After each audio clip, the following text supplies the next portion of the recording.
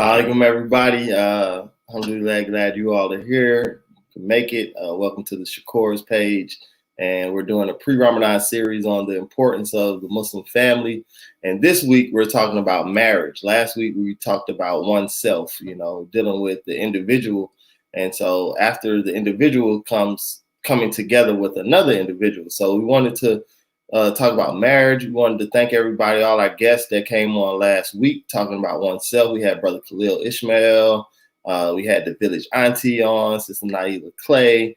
And those conversations were very insightful. I hope that everybody found some benefit in it. My co-host, Ndola, she is busy with some business things, alhamdulillah. And so she'll be joining us a little bit later. And so we're going to go ahead and keep the show rolling. So first we have our brother Harun Goodson, who is a stage, film, and voice actor based out of Atlanta, Georgia. He received training at NYU's Tisch School of the Arts at the Atlantic Theatre Company Acting School, as well as the Royal Academy of Dramatic Arts in London. Aaron can be heard on TV and radio as the voice of CarMax, as well as spots for Sprite, NBA on ESPN, Taco Bell, RX Bar, and most recently the White House. This brother his voice is everywhere. You'd be surprised when you hear his voice. He is also a narrator on the newly released Relationship Goals Challenge audiobook. He's also on another audiobook. And so, he's a very, very how can I say this? His voice is very famous. And so without further ado, let's put a face to this voice and welcome in my brother Harun. Assalamualaikum. Walaikum salam to How you doing, brother? Alhamdulillah, I'm doing good. Alhamdulillah. So how has it been, before we get into it, how has it been getting this kind of notoriety where it's just your voice? It's not really your face getting all the notoriety. How has that been? Yeah, well, I mean, you said notoriety, but there is no notoriety because nobody knows who I am. So, well, we're going to give it to you right now, brother. We're going to give it to you right now. This is your notoriety. It's pretty cool, though, turning on the TV and then hearing something that I recorded. It's a crazy feeling. But yeah. Alhamdulillah. It was like, man, that's my brother Harun's voice. Alhamdulillah. All right. So, alhamdulillah, welcome. Thank you for joining us, brother. Yeah, glad to be here. Our next guest is Imam Nadim Ali, who is the Imam of the Community Masjid of Atlanta and the former convener for the Metro Atlanta Majlis Ashura and founding member of MANA, the Muslim Alliance of North America. He works as a licensed professional and master addiction counselor and serves Muslims and the general community, offering counseling services consisting of premarital, marital, and individual counseling. And, in brief, his work focuses on spiritual, mental, and physical health. He has authored numerous articles on counseling and family matters. With no further ado, we'd like to bring in Imam Nadim Ali. Assalamu alaikum. Wa alaikum salam wa rahmatullah. How you doing, Imam? Oh, man, holding it down, holding on. I tell people, don't say hanging in there. I say we don't hung enough. Say, hold on. Right. Yeah, alhamdulillah. So, we want to try to kind of get into it. So how long have you all been married? Both of you. Imam, you can go first. Man, why you do that to me? I'd say 42 years. Okay. Harun, how about you? Inshallah, we'll be celebrating 11 years this March.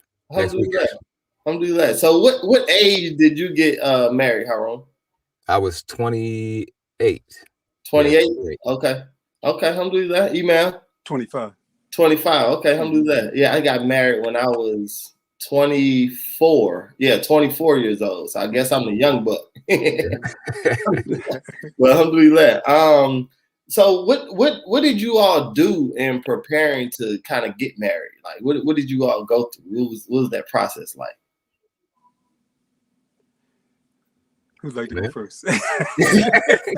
We're gonna go to you first, Imam Nadim. We're gonna go to you first. See, the thing is, I had my wife and I went to college together, and so we knew each other 5 years, and prior to marriage. I think I was 19, she was 18 when we met. Okay. And so then I took Shahada in 1978, and then I then at 1979 I moved to Atlanta, and I I wanted to be married. Back then that was the big thing. Marriage is half your deen. Marriage is half your deen. So I learned later on that there's a whole nother half. Right. But one of the things I did do was I left Philadelphia and came to Atlanta and started working. I think it was right after college, and had my first apartment. When I moved down here, and so I put the place together to have I had roommates, and then when I told them, hey, I'm getting married, gave them some eviction notices.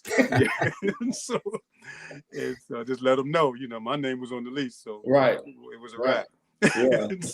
But I think, and I tell young folks all the time, there's no romance without finance, and so you have to, first of all, prepare fiscally, but then even when you're fiscally ready, you need to be spiritually ready to be married, and you need to be psychologically ready to be married. Again, half your deen is when all things are within normal limits. You can't be, sleeping under a bridge saying, well, I want to fulfill my half of my deen, and then you can't, you have to be able to do the things that's necessary to be able to take care of a family. And like, even though, when you were being raised, how, all of the community brothers, had businesses, working jobs. Right. Sometimes I worked 24 hours, just to, take care of my family. And so that was just it was a big part of me. I was raised in the projects, and so I didn't want my children to have to suffer any of the issues that I had to suffer. And so that was one of the things as far as the mental preparation.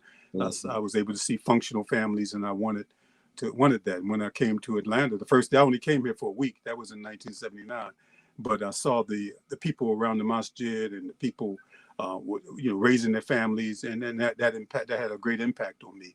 Yeah. And so I called Sister Mukmina and my mother and said, I ain't coming back. And they're like, what? But because I wanted community, and right. That, so I was able to raise all my children in the community. I tell people all the time, I got suburban results in the hood. Yeah. Alhamdulillah. What about you, Harun? How did you get prepared? Like, how did you prepare yourself for marriage? Yeah. Well, it was definitely a journey. I took Shahada in 2005. I was born in a Christian household, family full of ministers. My mother's an ordained minister. So, when I came into the deen, immediately people were like, oh, so when you getting married, brother? I got a sister for you. Okay, let's get this going. I'm like, whoa, I'm trying to figure it out. I'm just trying to figure out how to make salat. Like I ain't thinking about marriage, But I had already gotten to a place in life where I felt ready to get married and had the desire to get married and have a family. So I did a lot of reading, did a lot of, asking questions, spent a lot of time just in the masjid, just trying to get spiritually ready for that responsibility. Everybody just told me, yes, it's half your deen and you have to be ready for it and prepared for it, and that you were the head and leader of your household. And coming straight in, just trying to get my head around Islam, I was just really trying to immerse myself in knowledge and just be equipped to, inshallah, when I had a family, just be able to be the head of my family. Right. Alhamdulillah. Yeah. So, as men that were not born into Islam, like how did Islam change your idea of marriage? Like, was your ideas of marriage different from when you became, what you thought marriage was prior to Islam versus once you became Muslim? Oh yeah. Big time. Islam come with these set of rules. It was like, you got to do this and you can't do that. So, yeah, but because prior to Islam, I was going to go to law school and be a lawyer, and I wasn't planning on getting married until I was about 30. That was my initial plan. And then, as we always say, man plans and Allah plans. And so. And my career trajectory changed, and my interest in counseling, it came to fruition. So prior to Islam, there was the rules of the society, had priority in my life. And so, but when Allah gave me the invitation to Islam, then I tried to basically accommodate the rules of Islam. and just detox from the rules of the society. And so that was one of the things that how Islam impacted me. I knew who I wanted to marry. I already had a 5-year relationship. And so I was trying to beat her over the head with the Quran, you need to become a Muslim. Like I said, I knew I wanted to marry a Muslim. And so when I left Philadelphia, unbeknownst to me, she went and studied at an Islamic center as a non-Muslim after work. She took a class in Islam. Okay. And so one day I'm calling her and she answered the phone, "Salam alaikum." I'm just talking with her. So, wait a minute, you said salam alaikum. And so, alhamdulillah, so she came down to visit, and she, to this day, she said I kidnapped her because, she, from the airport, I took her right to the masjid and had the brothers waiting. And so, she said all these bearded men coming into this masjid. And she says to this day that I kidnapped her 42 years later. I knew but she come to that, and I always relied on the principle like the best out of Islam, the best in Islam, and I think for people who are in interfaith relationships, you need to be patient with people because it's a big deal to change your faith. You don't just want to. I've seen people undercover take a shahada. And one sister, she turns the computer on and she sees her husband is, basically applying for confirmation as a Catholic, but he took a shahada just to marry her. That's deceptive. And so the thing is that, for Muslim men, it's allowed to marry, Christian women and Jewish women. And, but the main thing is that if you one way a whole, life, 20, 30 years, you're not going to change your life in 20 or 30 minutes. I've seen brothers, give dawah and expect a person to change their life. No, you let people marinate in it. And I remember giving dawah to this brother for 5 years. He's a Pan-Africanist. Give him for 5 years. And alhamdulillah, he became one of the best Muslims, but it wasn't no, right here and now. So those are some of the things. But the rules of society can be very intoxicating. And so once we come into Islam, we have to detox. We can't bring in this mess. We take the best and leave the mess. Got you. Yeah, Harun, what was that experience like for you? Just the idea of marriage prior to Islam versus what it's like when you became Muslim. Yeah, I mean, alhamdulillah, I think I had a good foundation. My parents, they divorced when I was 10. But, as far as, up until that point, had a really good example of just like what a partnership looks like. They would do things together. They would cook and clean together. My dad would take care of the household just as my mother would take care of the household. So those kind of things were already kind of established and ingrained in me growing up. But my father wasn't very religious. I remember going to church on Sundays and my dad would stay home watching the game. So, seeing that kind of like just division within the household in that way, just, kind of made me, realize the importance of just having a shared vision, shared goals, shared ideas in terms of spirituality that became really important to me when I started the process of looking to get married.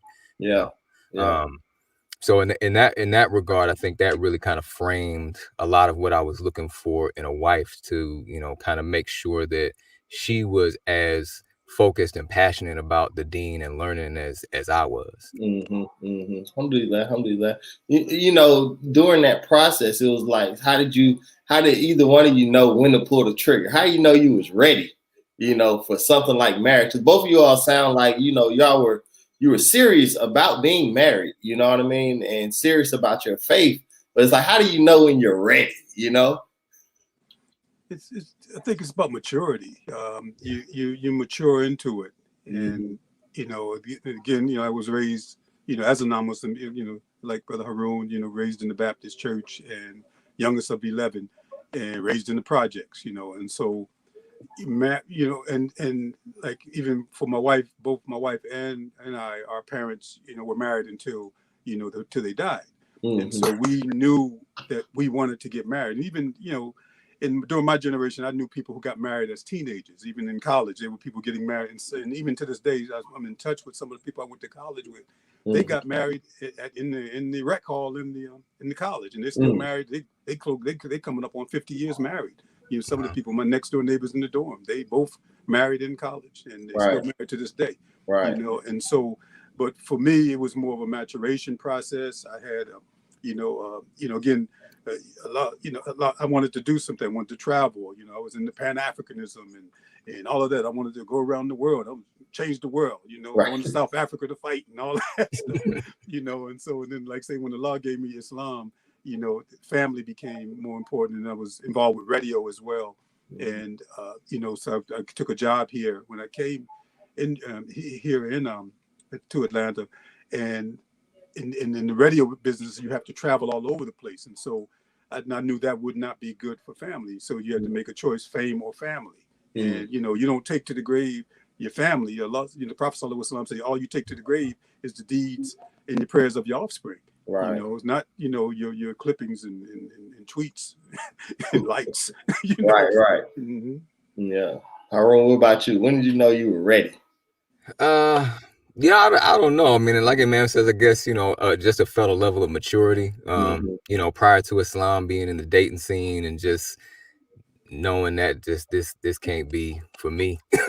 Just like, you know, and then even, you know, just in the process of finding a wife, just how many avenues I went down to try to find a spouse, you know, from, you know, people that I knew to Islamic dating websites to, I mean, all kind of stuff, and to a point where, you know, I think really where I just had to rely on Allah and just, you know, constantly make that dua, just, you know, Allah bless for me what is best for me, you know, what I need. And you know, when I met my wife, I was like, oh yeah, this is it.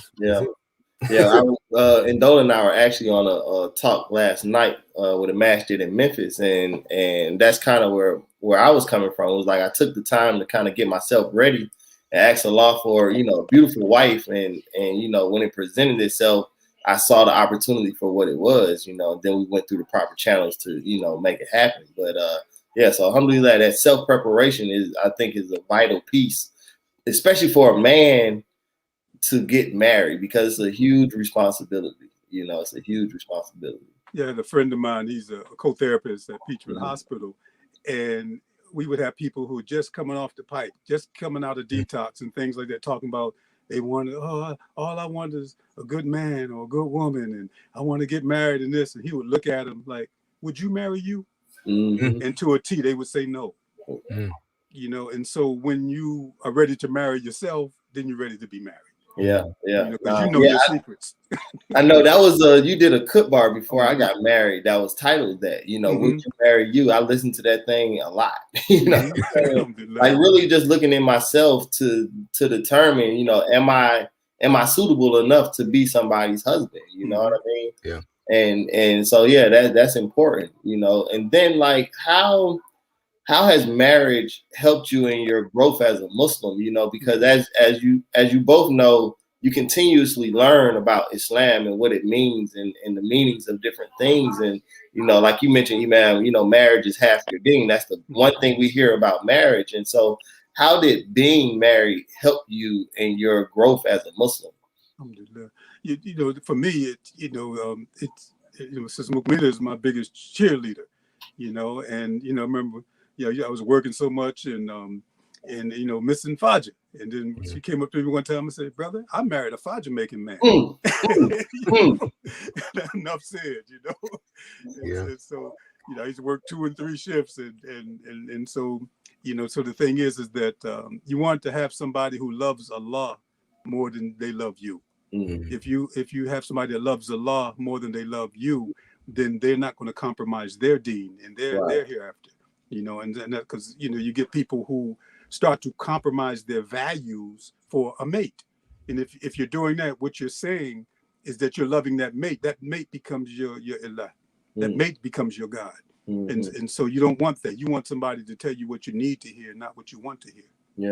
Yeah. Haroon, what about you? Yeah, I mean, I completely agree. Before you start, because how long was it before when you took your shahada to when you got married? So 5 years. Okay. From 2005 to we got married in 2010. Okay. Yeah. But I think, you know, like the Imam said, you know, you have that accountability partner. You know, you have that person to check you and also to support you, you know. And I think that was, you know, key for me, you know, in understanding why getting married is half your deen is because that spouse is helping you to achieve that other half, to remain to have that connection with Allah, you know, and to challenge you and push you to keep striving. You know, when you get married, it's not that work isn't over. You know, there's just a next level of work that, you know, that happens, but you have that, you know, you have that partner and that support system to, you know, help you achieve it, you know. Right. Yeah, in your bio, Imam Nadim, you said that, you know, one of the things that you do is premarital counseling. I know you did our premarital counseling. Harun, they did y'all premarital counseling. Yep. So how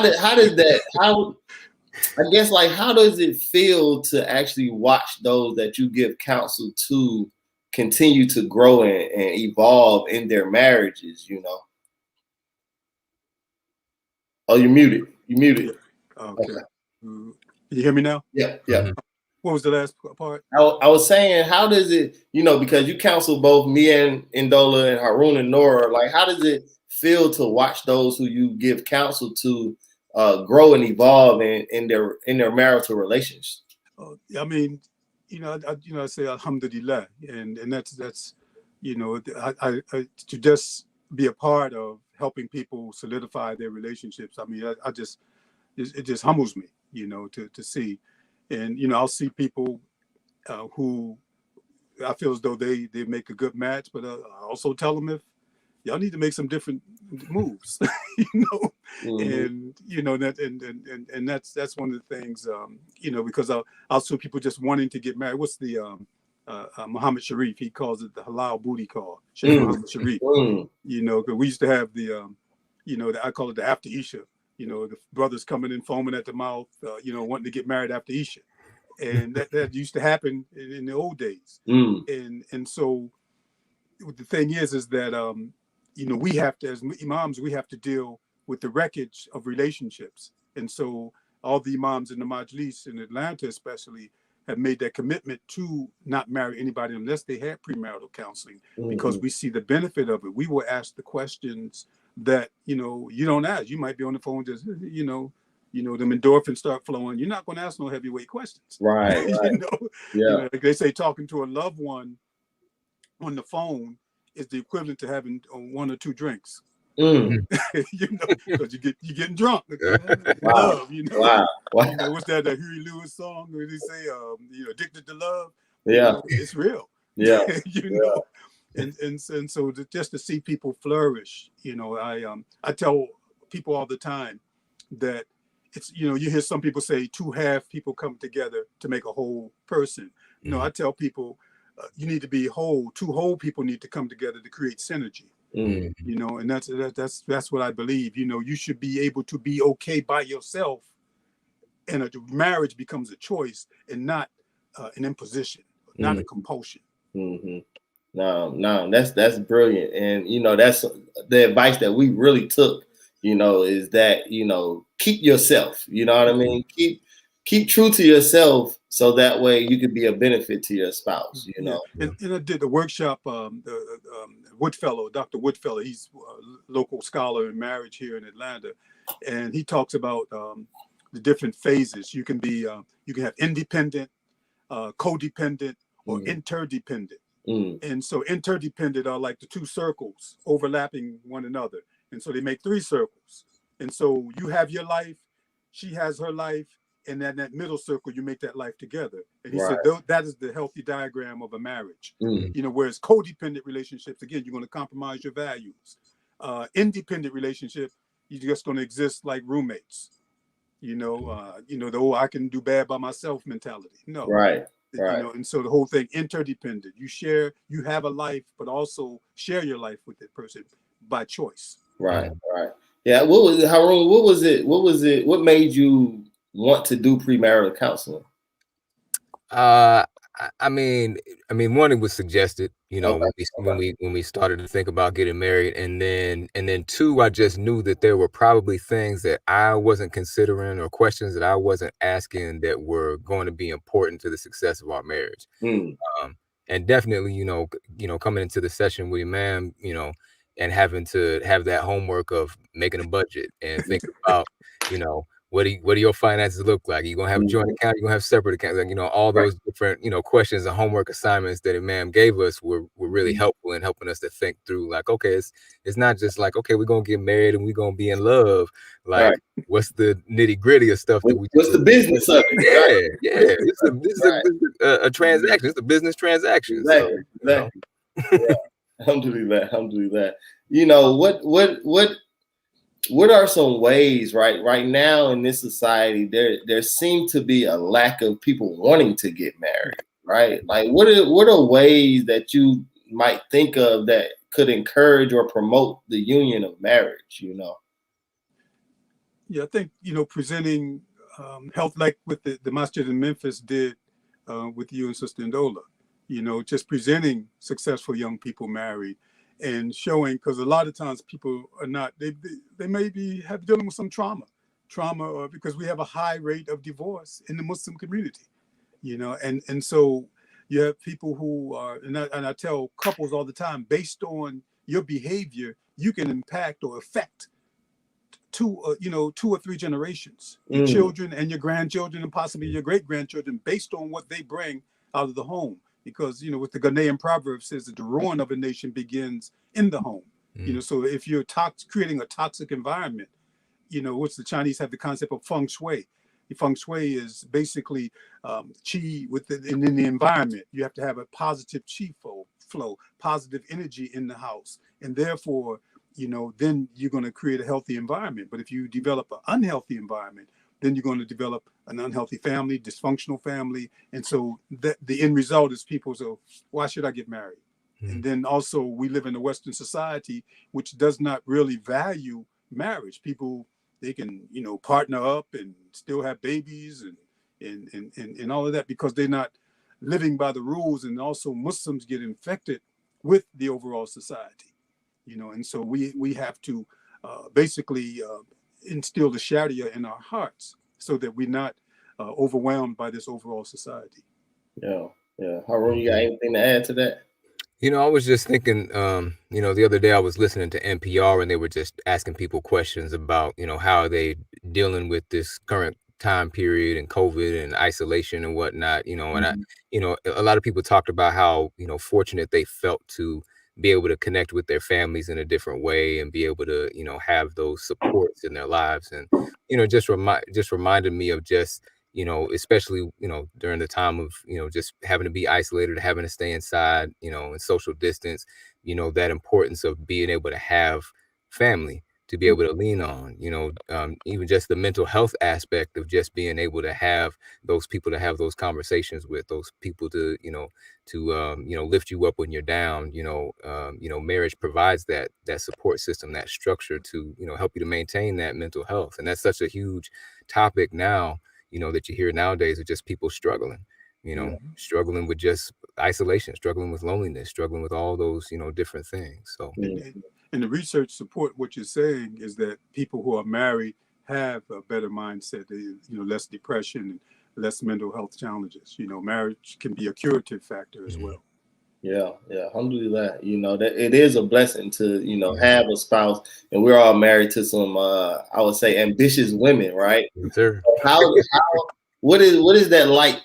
For me, it's like the ideas that she gets a lot of times are outside of the realm of what we have discussed as far as plans sometimes, right? And so how do you deal with the ebbs and flow of decisions that come up? Because like you said, you're two individuals coming together. So she has a thought process and you have a thought process. How do you deal with the ideas that are outside of previous discussions and goals? Yeah, I think the key is to be able to respect your mate.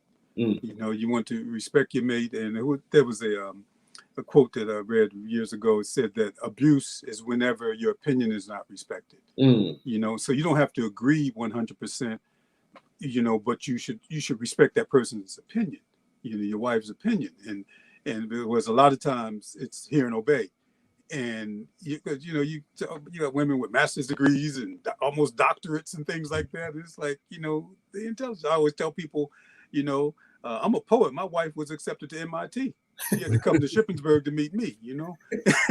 So, and so I respect her intelligence, and you know, and again, she challenges me, and she's intelligent. You know, I could not be married to an unintelligent woman. That would be real boring. I couldn't. Yeah. No, she keep me on my toes. Yeah. Haroon, what about you? Yeah, I mean, I definitely agree that, you know, that mutual respect, you know, is key, especially in me and my wife's relationship, you know. And, you know, I told her, you know, she pushed me to be more ambitious. You know, my wife's the type of person, she'll get an idea and be like, yeah, I'm gonna just try this thing. You know, she always says like she's not outgoing or anything like that, but you know, she gets an idea to start something and she just goes. And that was you know, an impetus for me to be like, all right, let me go too. Okay, I got this idea. Let me try this. So, you know, but you know, because we have that respect for each other and that trust that this person is gonna make a decision that's best, and they're gonna consult me. We're a partner in it. That, you know, the decisions we make, we're like, all right, I got you. Let's go. Okay. Right. And one of the stereotypes of the docile Muslim women, you know, we have to look at Mother Khadija, radiallahu anha. You know, she was a businesswoman. The Prophet sallallahu alaihi wasallam worked for her. You look at Aisha, radiallahu anha. You know, she was a scholar. You know, and a pistol. I mean, she, you know, you read a hadith. You know, she didn't. She spoke her mind. Right. You know, so this whole concept of this, you know, demure, docile Muslim women, that is just a stereotype. When you look at the women around the Prophet, there were women who fought battles. You know, and so when, you know, and even when my wife talked to new Muslim women, she tells them to learn your religion for yourself. Because brothers will tell you what will work for them. You know, so they need to learn their religion. No. Yeah, you know, and I think that that's important to have strong women because they are the first teachers of our children. I mean, you know, and I know both of your wives and my wife, they're all educators. So I think that that's important because as an educator, you can learn anything and teach it. You know, it's not just a central focus. You have the ability to learn information and to give it to other people. That's education. And, you know, and so I think that that's crucial for the community as a whole to have women like that, because then we're not dependent on other people to teach our children the information that they need to be successful. You know? Because it was the proverb that says that when you educate a man, you educate an individual. When you educate a woman, you educate a nation. Yeah. And you know, what was the transition like to be married? Because as we all know, you don't marry that individually, you marry their whole family, right? What was that transition like? Because I know some of you, both of you all's family backgrounds as far as on the wife's side. And so like, what was that like getting to know that family, you know? Yeah, I mean, because like I said, I was around 5 years, you know, and so I knew, you know, her brother, who's now a hip hop mogul, you know, in the business side. He was 4 years old when I came around. I think he's about 50 now. Okay. And so it was almost like a surrogate family for me, you know. So it wasn't, you know, because again, I know Muslims sometimes meet a person and maybe get married within a year, and so in my situation was different because, you know, I knew not only her primary family, but an extended family, you know, different parts of Philadelphia. And so when we got married, it was like to be expected, you know, because he wasn't going anywhere. Gosh, you were trapped. And then, you know, my family, you know, they loved, you know, mother loved her from day one. And basically, you know, right before she passed, you know, just take care of my son. Yeah. You know, and, you know, she just, you know, loved her. And then my 7 sisters. And so, and she was intimidated to meet my sisters, and when she met them all, you know, she, you know, they all loved her, and to this day, you know, they stay in touch and things like that. And so that's one of the things that, you know, like say you marry a family, you don't just marry an individual. Yeah, I mean, it was definitely a transition for me. I mean, you know, my wife is one of 10, right? And, you know, I'm one of 2.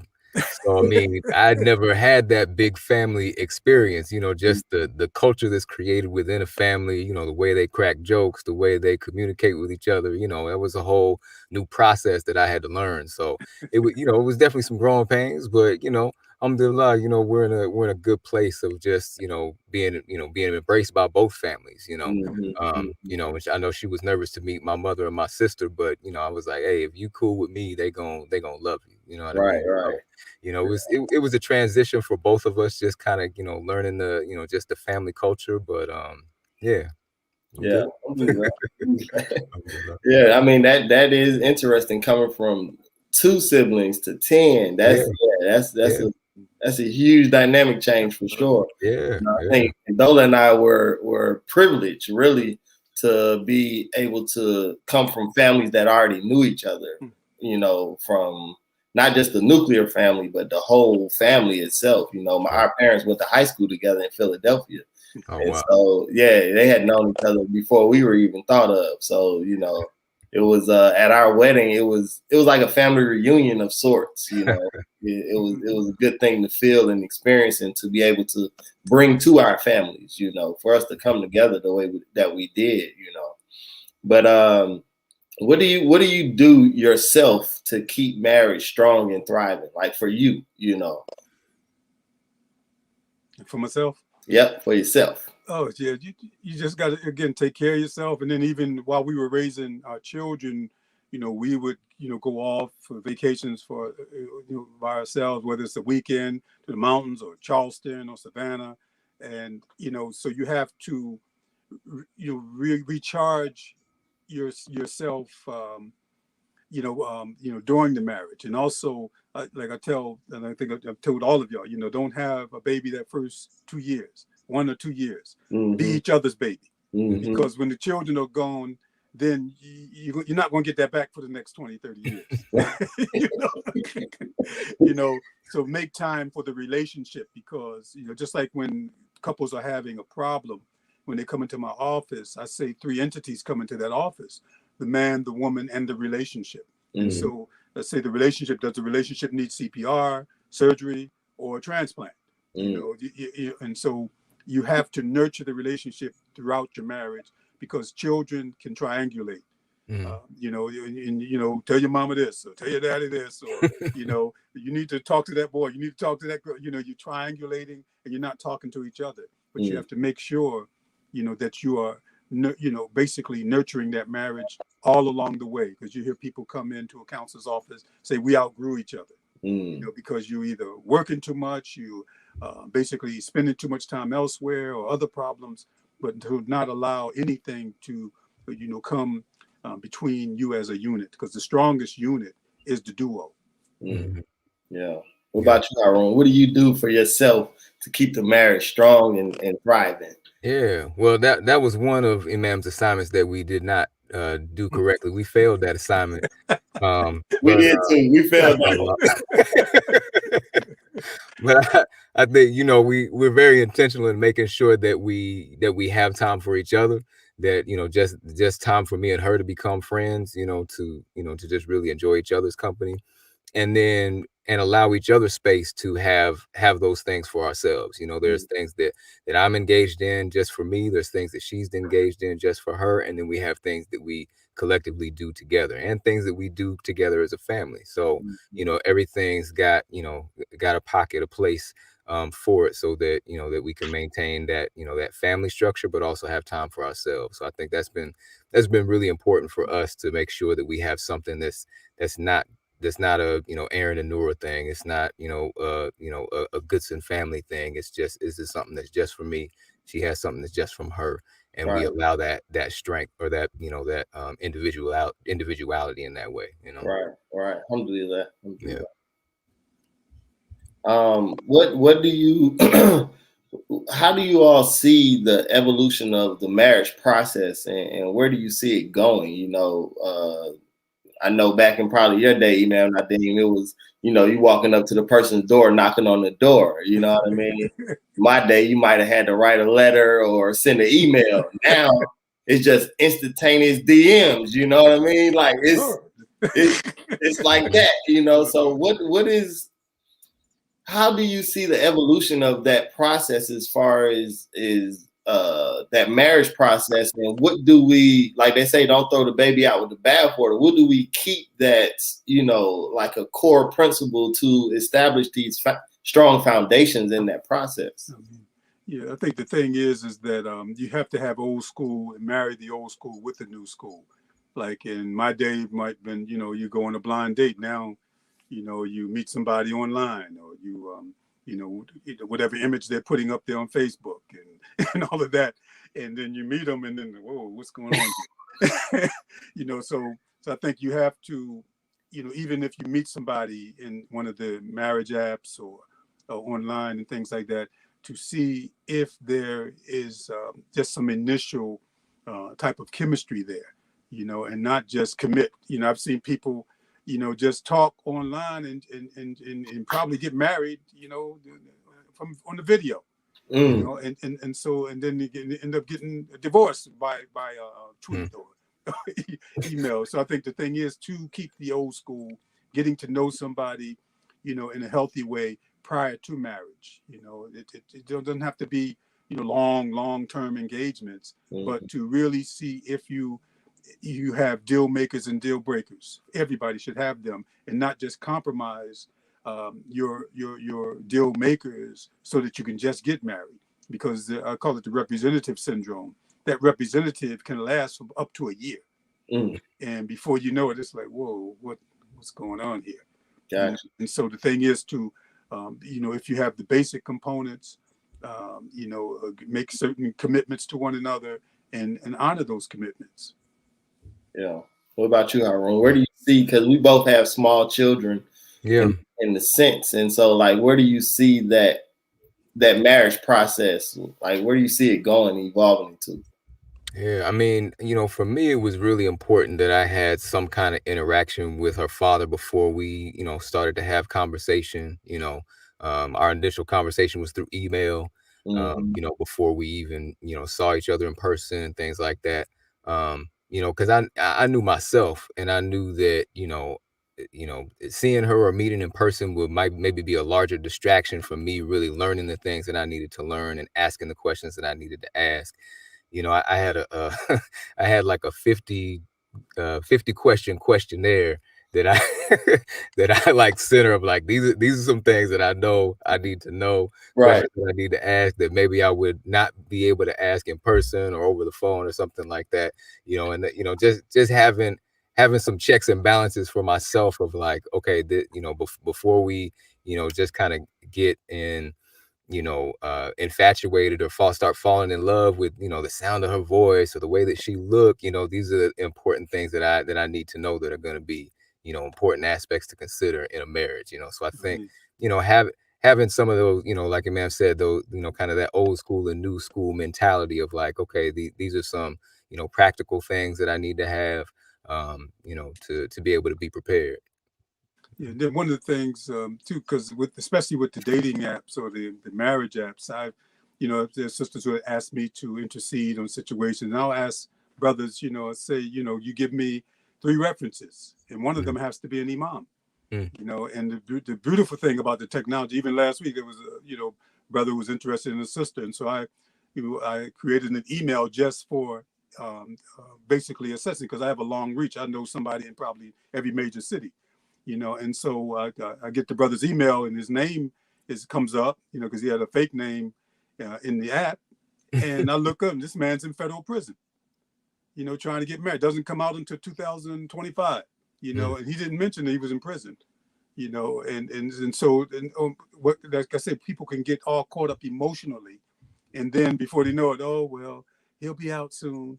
And then, you stuck like Chuck. Yeah. So I asked for those I have to have even a form that I'll ask, give me a bio of, where you've been, where you are. And when you're going in prison, it's not a deal breaker if you're out, out in a reasonable amount of time, not just getting out, you're still on paper, but because the first thing people want to do when they come out of prison is they want to get married, and then they're taking a hostage instead of a wife. Yeah, so as y'all see, Ndola has joined us. Sound like him, sis? But she was handling business, so I'm not mad at it. Had a meeting that I couldn't push. Right. But alhamdulillah. Yeah, so I mean, I guess like what what did you or do you want to instill in your children about marriage?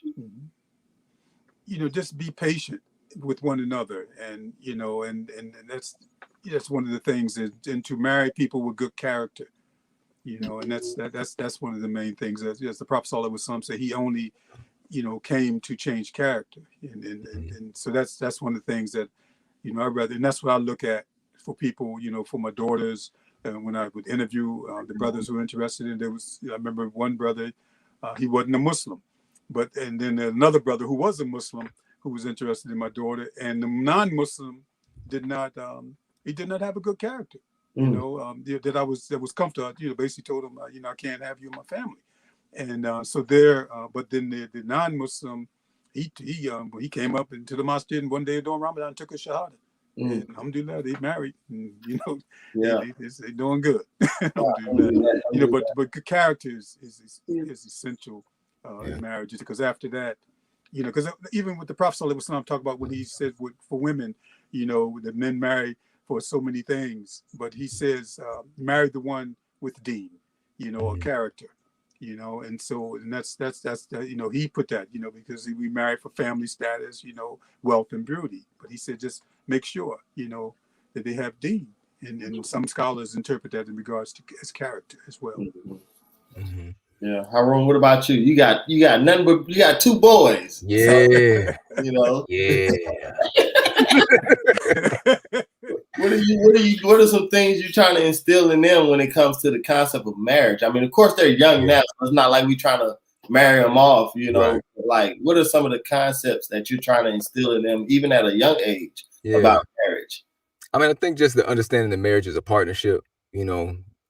I think we're very, you know, adamant about making sure that they see us making decisions together. They see they can't play daddy and mommy against each other, because we work as a team, we work as a unit, you know.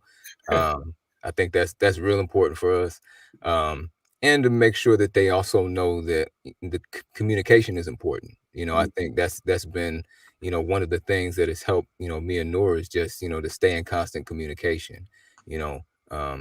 And to make sure that the boys see us communicating in a healthy way, you know. Yeah. Alhamdulillah. Yeah, you know, I'm a father of all girls, so it's like there are things that we have to talk a lot about how to really cultivate them in the environment that they're living in today, because a lot of parents aren't conscious of it. Really, it's not even about protection. They're just not conscious of how the child develops in a way where they're going to be attracted to the opposite sex. You know, it's a natural thing, but it's like trying to find a way to promote healthy relationships, as opposed to just putting up a wall and then expecting that wall to come down when they get married, you know. And so it's been a challenge, you know what I mean? But I think that we've done a lot of communication with each other and other people to be able to come up with some ideas about how to do that in an effective way. Would you agree with that? Yeah. Got anything to add? No, I'm trying to listen a bit. Since I was in the meeting, I don't know what y'all talked about. So I don't want to say something that y'all already said. Right. No. But yeah, I think that I know for us, we were in a village of families, and so I think the idea was to have these the children of these families marry each other, you know, and sometimes it worked, sometimes it didn't, you know. But I think that the concept of that was a great concept, and I think that that's something that we're doing actively, is looking at other families and how they're raising their children to see it as a good fit for not only first friends, right, who and associates, who can they hang with and stuff like that, and also, you know, spouses, because it's coming. It's coming fast. You know, right here, not faster than you know it. Right, we know. It's coming. And so, you know, just trying to instill in them a balance of natural relations versus giving yourself boundaries. You know what I mean? Like understanding that, yeah, you're gonna be attracted to this boy, you're gonna be attracted to this girl, but you know, don't allow that to lead you somewhere where you're not supposed to be, you know. So, you know, putting those protections in place for yourself, you know, to be able to not fall into some holes you don't need to fall into. Right. You know. Yeah. What Imam Nadim, how many couples have you counseled? And what's your success rate? I don't know. I don't even count. There's too many. I don't even count. You don't even count. Okay, I think you should keep up because I know probably 4 or 5, and they're still married. You know, and so I think that your success rate is pretty high. You know, I pray that it is. You know, you know. But you know, then the other part of it is people who I don't feel as though they're going to make. I mean, some people I do 6 sessions, and some people haven't made past 3.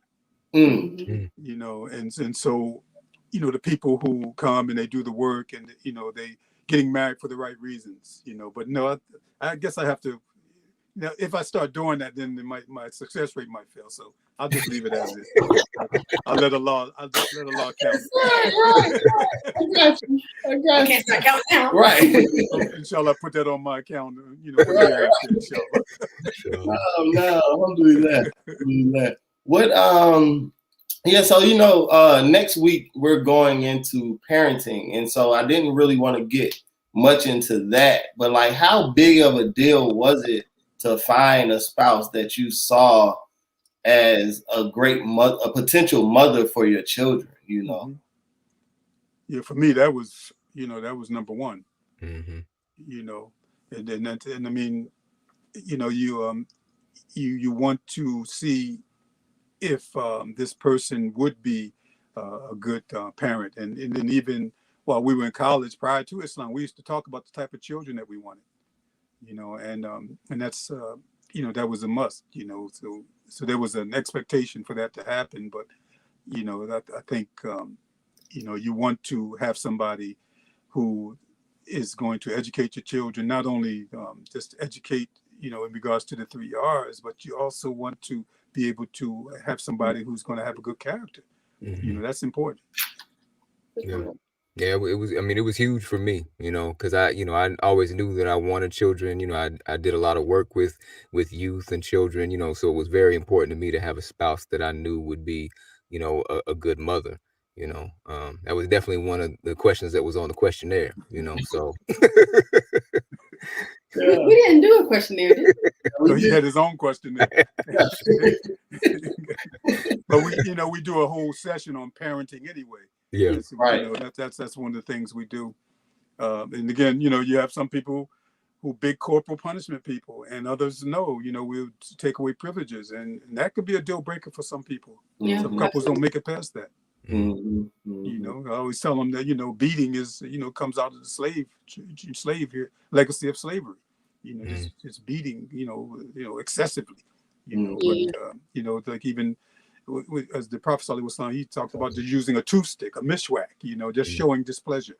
You know, you don't, you know, whip nobody. Yeah, you know, I think that for a man especially, you know, understanding who he's going to trying to gauge if somebody's going to be a good mother, you know, I think is important. I know with her before we got married, she was running a daycare, and so that was able to, you know, it was a summer camp. Daycare. You know, it was somebody entrusted their children, right, with this young lady to watch and to teach, you know, and so that was for her to have one of her own at that age, at that time was good for me to see, to determine, you know, okay, she cares about children. She has an affinity and a love for children, you know, and then I saw her take care of her nieces and nephews and things of that nature. So that was like, okay, that checks that box, you know. And so alhamdulillah. You was eyeballing me, brother? Yeah. Yeah. But I mean, this has been a great conversation. What any last words that you brothers have? Well, just, you know, so to us. just be patient with one another. That's that's important. Being patient. And you all know about my 4 legs of love: intimacy, friendship, commitment, and trust. You have to have all those in order for the marriage to stand. Can you say that one more time? Intimacy, friendship, commitment, and trust. Hey, all 4. One of those gone, the table gonna fall. It's gonna fall. Yeah. I was looking at it, each one like, oh yeah, yeah.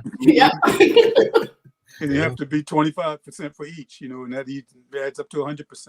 Right. Because some people got 5-10% trust. Right. That's a good one. Yeah. Yeah, Haroon? I can't top the 4 legs of love, man. I ain't got nothing. Oh man. No, alhamdulillah, man. Well, we appreciate both of you all for coming on, and inshallah, the people that are watching and are gonna watch find some benefit in this conversation. I think it was a lot of insight given, free of charge by the professional. I'll send you an invoice. Right. And Friday, inshallah, we're gonna have marriage from the sister's perspective, and so I think that that's going to be very insightful as well, because as we both know, as we all know, their lens is different than ours. Even though we're looking at the same thing, we see blue, they see yellow. Is that far? Sometimes. Blue and green. Okay, But we want to continue to have these conversations to be a benefit to the community, and to those who are on these platforms, because a lot right now is so negative and it's not really nourishing. It's not nourishing information. And so we wanted to put together something that would be nourishing leading into Ramadan to, kind of get people ready in a positive way. I know there's going to be a lot of online activities for Ramadan and things of that nature. So we wanted to go ahead and, get this out there. What I mean? And doing these types of things will help strengthen marriages, inshallah, and also help prepare people, to know what they need to do to get married. And as the internet has grown, because in the beginning, the internet, it just created a bunch of fitna, and then now it's mature to the point that we can do these types of things. Right. No, don't do that. Before we officially close, I had a quick question. What's our marriage year count between these 3 couples? Three couples represented. Was it 42 years? We're at 14. Haroon's at 11. Even Nadim's 42. Wow, subhanAllah. Yeah. 42 plus. Do the math, teacher. A lot. No, you got an accountant too. So we in the 60s. Right. We got a lot. 67. Oh, cool. Yeah. Alhamdulillah. So yeah, it's not words coming from just some novices. Yeah. Alhamdulillah. I got some skin in the game. Right. A little bit. You know what I'm saying? A little bit. Yeah. Alhamdulillah. Well, inshallah, you all enjoy the rest of your evening. Again, appreciate y'all coming on, man. And may Allah reward both of y'all. And I guess we'll see y'all later, inshallah. Assalamu alaikum. Wa alaikum assalam wa Wa That was pretty good. Alhamdulillah. So yeah, like we said, Friday we got the sisters coming on. Inshallah, I think will I be there this Friday? You're supposed to. Okay, all right. Yeah, so last Friday I missed because we had a little scheduling conflict. But inshallah, we'll both be present Friday, have an insightful conversation about, marriage from a sister's perspective. And we look forward to you all joining us. And again, thank you for the support. And inshallah, we continue to give you all beneficial information. And be sure to share, comment, and let us know what you think. Look at you running the whole episode. I knew I could do it. I was nervous a little bit. Oh, snap. You hot for real? I told you I was nervous a little bit. Okay. You did good. All right, thank you. You did good. Yeah, all right. Well, alhamdulillah. So we'll see you all Friday. If you haven't, I think we had a talk last night on another platform where we talked about marriage. And so we'll share that on the Shakur's page as well.